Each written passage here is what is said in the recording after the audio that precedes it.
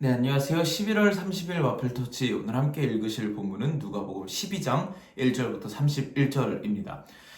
우리의 인생을 이끌고 가는 굉장히 중요한 것 중에 한 가지를 꼽으라면 저는 욕구 혹은 욕망, 욕심 이런 것들이라고 말할 수 있을 것 같습니다.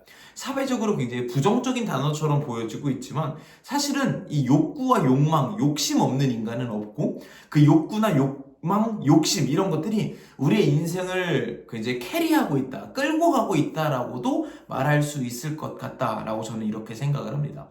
그런데 세상 모든 사람들이 그렇기 때문에 너의 욕구와 욕망이 무엇인지, 욕심이 무엇인지 잘 알아내서 그것에 힘입어서 인생을 성공적으로 이끌어라 라고 우리에게 이야기하고 있는 와중에 예수님은 굉장히 좀 도전적으로 그것과 반대되는 이야기를 하고 계십니다. 그리고 오늘의 본문도 그런 맥락 중에 하나라고 말씀드릴 수 있을 것 같습니다.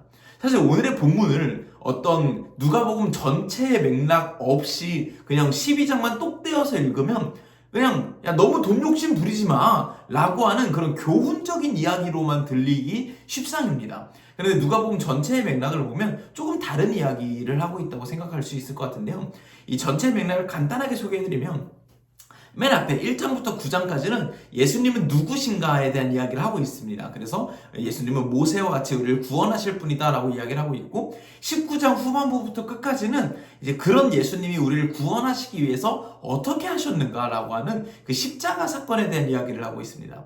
그리고 이 중간 부분, 우리가 누가복음을 읽어서 제일 재밌게 읽는 부분들이죠. 이 중간 부분 10장부터 19장 초반까지의 내용은 예수님께서 예루살렘으로 가는 그 여정을 보여주고 있는 것이고요. 이 여정의 가장 큰 특징 중에 하나는 사람이 점점 늘어난다는 것입니다. 예수님을 따르는 분들, 예수님을 보고 싶어하는 사람들이 점점 늘어납니다. 오늘 본문만 해도 1절에 이렇게 시작하죠. 수많은 군중이 모여들었는데 너무 많아서 서로가 서로를 밀치고 땡기고 막 밟아야 할 정도로 많이 모였다라는 이야기를 하고 있습니다.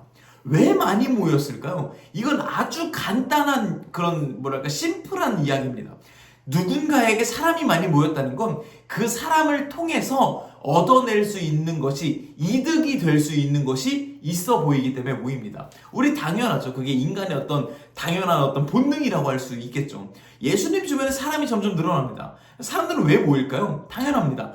저 사람을 쫓아다니면 내가 뭔가를 얻어낼 수 있겠다. 나에게 이득이 되겠다. 나의 욕구와 욕심과 욕망을 채울 수 있겠다라고 생각할 수 있을 것 같고요. 이거를 엊그저께도 설명드렸지만 지금 이스라엘 사람들의 머릿속에 있는 단어로 표현을 하자면 승리라는 단어라고 표현할 수 있을 것 같습니다.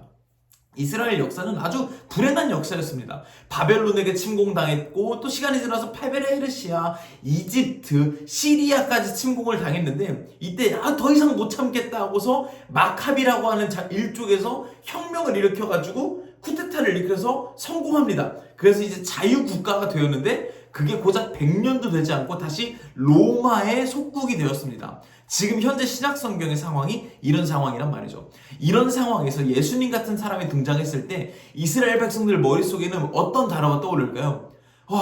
저자가 우리에게 다시 승리를 가져다 줄 자인가 보다. 드디어 100년 전 마카비 왕조처럼 혹은 그 전에 솔로몬 왕이나 다윗 왕처럼 우리에게 영광의 시대를 그 승리를 다시 가져다 줄 사람이 저 사람인가 보다 하고 졸졸졸 쫓아다니는 것이 지금 이스라엘 사람들의 머릿속에 있는 가득 채워져 있고 있는 그런 것입니다. 그래서 사람들이 서로 치고 밟고 할 정도로 군중들이 많이 모이게 된 상황인 것입니다.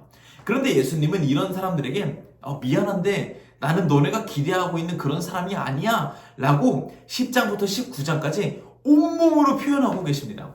그걸 어떤 장치를 가지고 표현하고 계시냐면 잔치라고 하는 장치입니다. 그 이제 언어 유희죠. 페스티벌, 잔치라고 하는 그 장치를 가지고 소개하고 계신데요. 예수님께서 이 10장부터 19장까지 의도적으로 두 가지 종류의 잔치를 계속 보여주십니다. 하나는 이스라엘의 어떤 지도층이라고 할 수 있는 종교 지도자들, 정치인들, 권력자들이 모여서 자기네들끼리만 모여서 밥 먹고 잔치하는 그런 모임들을 계속해서 보여주고 계신 반면에 예수님은 어떤 잔치에 가 계시냐? 병자들, 약자, 여성, 장애인, 세리장, 삭개오 이런 사회적으로 지탄받고 무시당하고 멸시받고 천대받던 이들과 예수님은 늘 함께 계셨다라고 하는 모습을 대조적으로 보여주고 계시고요. 그걸 가장 극명하게 보여주고 있는 장면이 탕자의 비유입니다. 탕자라고 할 수 있는 사회적 실패자, 패배자가 아버지께로 돌아왔더니 아버지가 잔치를 열어주십니다. 그런데 사회적으로 문제 없었던 큰 형은 그게 싫었죠. 그걸 탐탁치 않아 합니다. 이걸 굉장히 대조적으로 보여주고 있는 비유가 탕자의 비유입니다. 예수님께서 의도적으로 계속 설명하고 계신 겁니다. 너네 나한테 승리를 기대하는데 내가 함께할 자리는 패배자들과 함께할 자리야. 내 자리는 거기야 라고 우리에게 이야기를 하시면서 그 한복판에 12장이 있는 것입니다. 이 12장을 보면은 12장 초반부에 바리새인들의 누룩을 조심하라고 합니다. 이 바리새인들의 누룩은 무엇이라고 말할 수 있을까요? 바로 잔치, 지도자들의 잔치. 너네 여기 끼고 싶지? 너네 여기 와야 될 것 같지? 못 오면 인생 실패하는 것 같지? 라고 위협하고 불안함을 주는 그 누룩을 조심하라고 이야기를 하면서 수많은 비유들을 가지고 예수님께서 어떤 욕심과 욕망과 욕구를 지나치게 따르지 않을 것을 요구하고 계십니다. 그것이 12장 오늘 함께 읽은 본문의 주된 내용이라고 말할 수 있을 것 같습니다. 우리는 왜 어떤 우리의 욕구와 욕망과 어떤 욕심을 쫓고 싶어 할까요? 왜 그것을 쫓고 싶어 하는 그런 당연한 본능이 우리 안에 있을까요? 이걸 누가복음의 언어로 표현하자면 우리는 모두가 내 인생이 잔치와 같았으면 좋겠다라는 것입니다.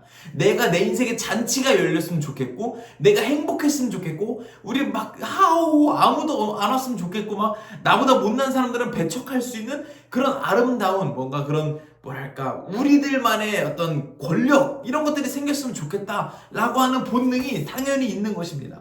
그런데 그리고 그것을 위해서 우리는 어쩌면 신앙생활하고 있는 것일지도 모르겠다라는 생각이 듭니다. 네, 오늘 본문에도만 보면 마지막 절에 그런 내용이 나옵니다.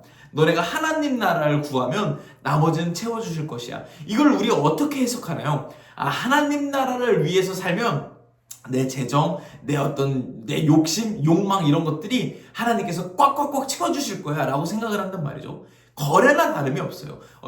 결국은 내가 하나님 나라를 바란다는 표면적인 모습은 있지만 그걸 위해서 예배드리고 모임하고 찬양하고 이런 표면적인 겉모습은 있지만 사실은 그 내면은 내 욕구를 따르는 것이란 말이죠. 왜냐면 그걸 통해서 얻어낼 내 욕구, 욕망, 욕심에 더 포인트의 포커스가 잡혀져 있기 때문입니다. 그런데 예수님께서 우리에게 말씀하고 계신 것입니다. 근데 나는 너네들의 파티를 만들고 그걸 위해서 존재하는 자도 아니고 너네들이 만든 파티에 내가 초대될 자도 아니야. 그러면서 예수님께서 그 복음서에서 계속해서 이야기를 하고 있죠.